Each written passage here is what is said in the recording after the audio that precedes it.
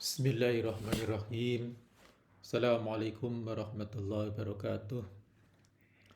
Sahabat-sahabat sekalian sebangsa dan setanah air yang dimuliakan oleh Allah Subhanahu wa taala.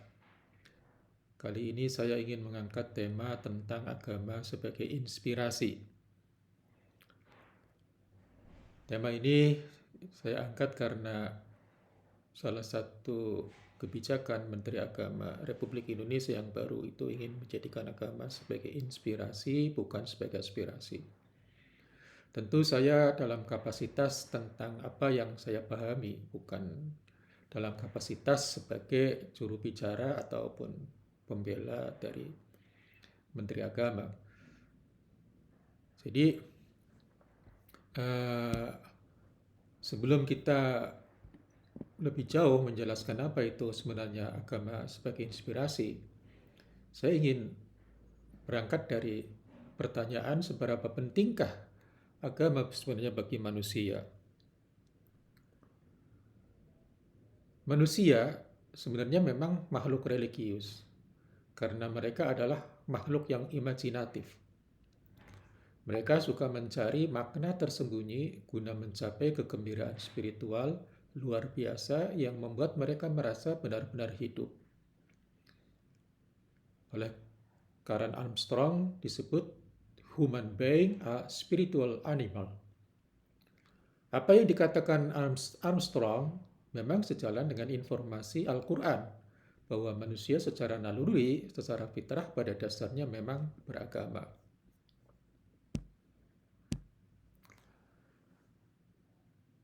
Kemudian apa yang sebenarnya disebut dengan agama? Mengapa agama begitu sulit didefinisikan menurut Profesor Mukti Ali? Menurut Mukti Ali, agama merupakan kata yang paling sulit didefinisikan karena tiga hal. Pertama, agama menyangkut persoalan batin, subjektif, dan sangat individualistik. Yang kedua, pembicaraan tentang agama selalu terkait dengan emosi. Yang ketiga, konsepsi tentang agama dipengaruhi oleh tujuan orang yang memberikan pengertian tentang agama itu sendiri. Sehingga agama itu menjadi sulit untuk didefinisikan. Sungguh pun demikian, Harun Nasution mencoba mengumpulkan ada 8 definisi agama. 8 definisi agama itu adalah pertama adalah pengakuan terhadap adanya hubungan manusia dengan kekuatan gaib yang harus dipatuhi.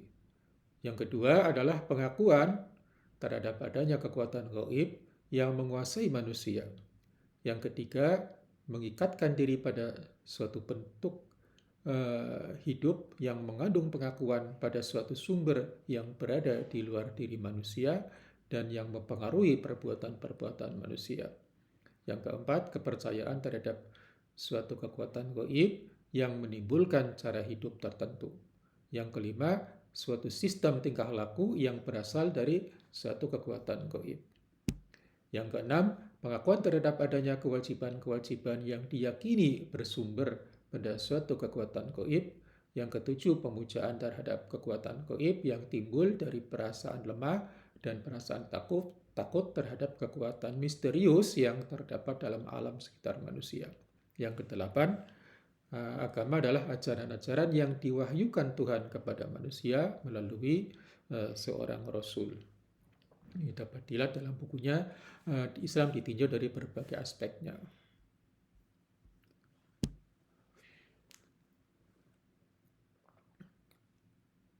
Dilihat dari sisi sosiologi dari perspektif sosial, ya, dilihat oleh seorang sosiolog semacam Emil Durkheim. Emil Durkheim itu mendefinisikan agama sebagai a unified system of belief and practice relative to sacred thing, yaitu kesatuan sistem keyakinan dan perbuatan yang terkait dengan hal-hal yang sakral. Louis Garnet yang merupakan murid Durkheim melengkapinya sebagai berikut. Religion is a system of belief and practice relative to sacred that unite those who adhere to them in a moral community. Jadi agama itu merupakan sistem keyakinan dan perilaku yang terkait dengan sesuatu yang sakral yang kemudian menyatukan orang-orang yang mempercayainya, yang menganut kepadanya di dalam satu komunitas moral. Apa unsur penting dari agama? Dari berbagai definisi di atas, maka unsur terpenting dalam agama adalah adanya sesuatu yang sakral atau yang disakralkan, yang kemudian mempengaruhi pola pikir dan perilaku seseorang atau kelompok orang. Sesuatu yang paling sakral atau paling disakralkan disebut Tuhan. Oleh karena itu, Rashid Ribot di dalam kitabnya Wahyu al-Muhammadi menyebut 3 rukun atau pilar penting agama, yakni percaya kepada Tuhan, percaya kepada hari akhir atau kehidupan kedua setelah kehidupan di dunia, dan yang ketiga adalah adanya amal soleh atau perbuatan-perbuatan baik atau pedoman-pedoman perilaku untuk kehidupan di dunia. Bagaimana keterkaitan agama dan kehidupan dunia? Sebagai sumber etik, moral, dan spiritual, agama tidak mungkin dan tidak bisa dipisahkan dari kehidupan dunia. Oleh karena itu, sekularisme yang ekstrim yang berusaha memisahkan kehidupan agama dan dunia atau memisahkan agama dan negara tidak mungkin atau mustahil.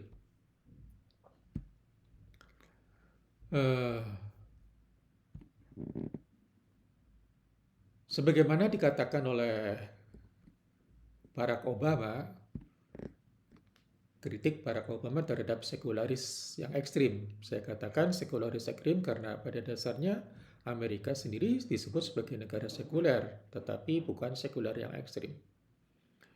Barack Obama sempat mengatakan sebagai berikut, "Secularists are wrong when they ask believers to leave their religions at the door before entering into public square."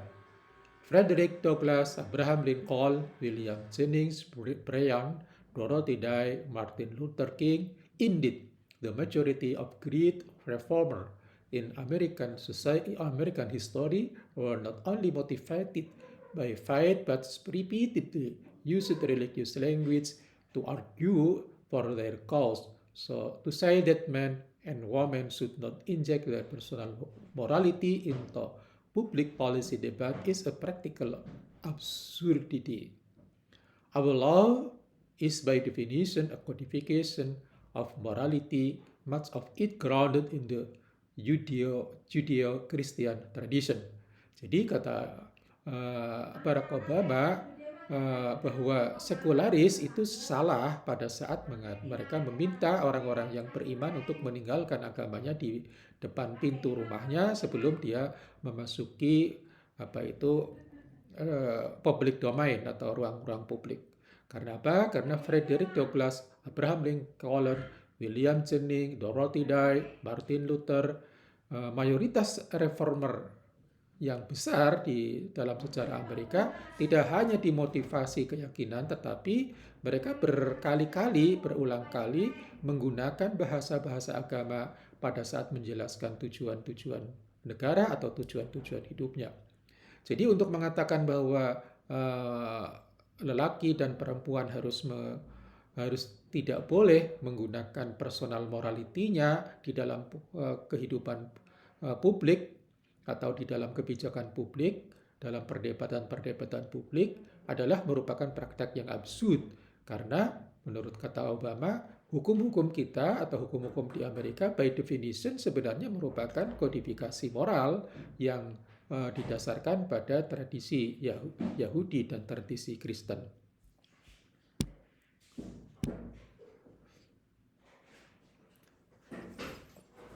Oleh karena itu, salah satu pemikir ketatanegaraan dalam Islam Al-Mawardi menyebut adanya 6 sendi bernegara.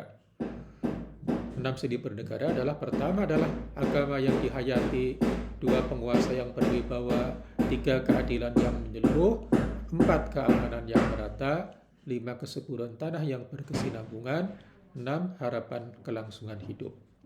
Agama menurut Al-Mawardi diperlukan sebagai pengendali hawa nafsu dan sebagai pengawas yang melekat atas hati nurani manusia. Karenanya merupakan sendi yang terkuat bagi kesejahteraan dan ketenangan negara. Agama yang dihayati. Agama yang dihayati artinya agama sebagai inspirasi yang membimbing manusia untuk berperilaku baik bagi dirinya, serta menyebarkan nilai-nilai kebaikan, kebenaran, dan kedamaian bagi seluruh umat manusia melalui nilai-nilai etik, moral, dan spiritual yang bersifat universal. Sehingga agama menjadi titik temu atau kalimatun sawa. Agama yang dihayati tidak memerlukan agama yang dijadikan sebagai identitas politik atau sebagai alat politik yang melahirkan norma serta kebijakan diskriminatif terhadap warga negara. Demikianlah kira-kira apa yang saya pahami tentang bagaimana agama sebagai sumber inspirasi, bukan sebagai aspirasi. Mudah-mudahan ada manfaatnya. Wallahul muwaffiq ila aqwamit thoriq. Wassalamualaikum warahmatullahi wabarakatuh.